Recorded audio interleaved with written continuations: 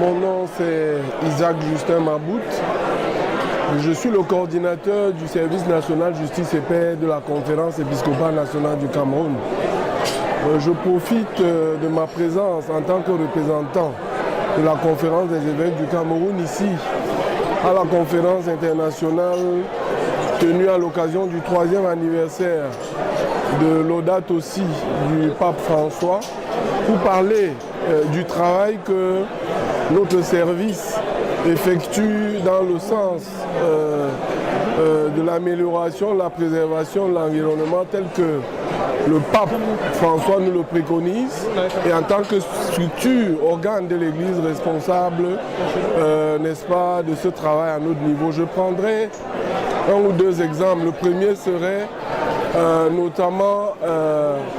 la lutte contre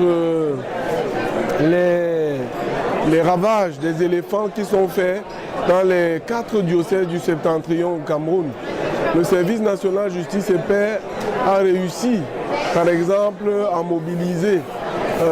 les 4 diocèses, notamment au niveau de leurs responsables, les 4 évêques de la province ecclésiastique de Garoua, pour un plaidoyer, n'est-ce pas, pour que les pouvoirs publics puissent organiser n'est-ce pas, le passage des éléphants de telle sorte que les ravages que ces éléphants-là font non seulement au niveau des champs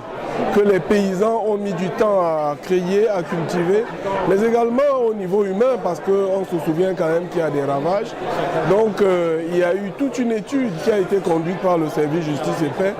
et sur la base de cette étude, tout un plaidoyer a été conduit par les évêques à la suite pour que, n'est-ce pas, cette question de conflit et des désagréments que les migrations des éléphants qui partent très loin en Afrique du Nord jusqu'au Cameroun dans leur migration régulière, n'est-ce pas, que tous ces désagréments puissent être jugulés. La question aujourd'hui n'est pas encore complètement résolue, mais nous espérons que dans le temps, les pouvoirs publics qui ont déjà pris conscience suite à cet appel puissent continuer ce travail. Le deuxième exemple que je pourrais faire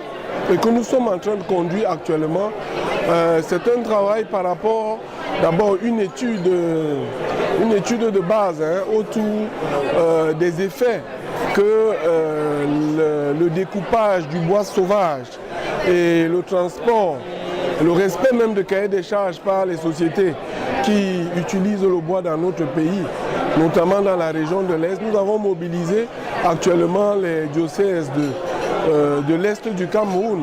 notamment le diocèse de Batouri, le diocèse de Doumé-Abomba et le diocèse de Bertois autour de cette question. Nous ne travaillons pas avec le diocèse de Yokadouma qui est pourtant au cœur de la forêt équatoriale et à titre de rappel, on pourrait dire que le deuxième couvert forestier, n'est-ce pas, de notre maison commune tel que le pape François l'a décrit dans son encyclique, c'est l'Afrique centrale et le Cameroun occupe une partie importante et le diocèse de Yokadouma est au cœur de ce couvert forestier. Là, malheureusement,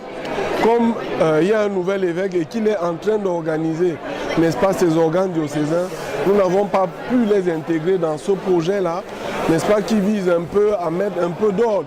dans le travail des exploitants forestiers. Donc nous sommes en train de conduire un audit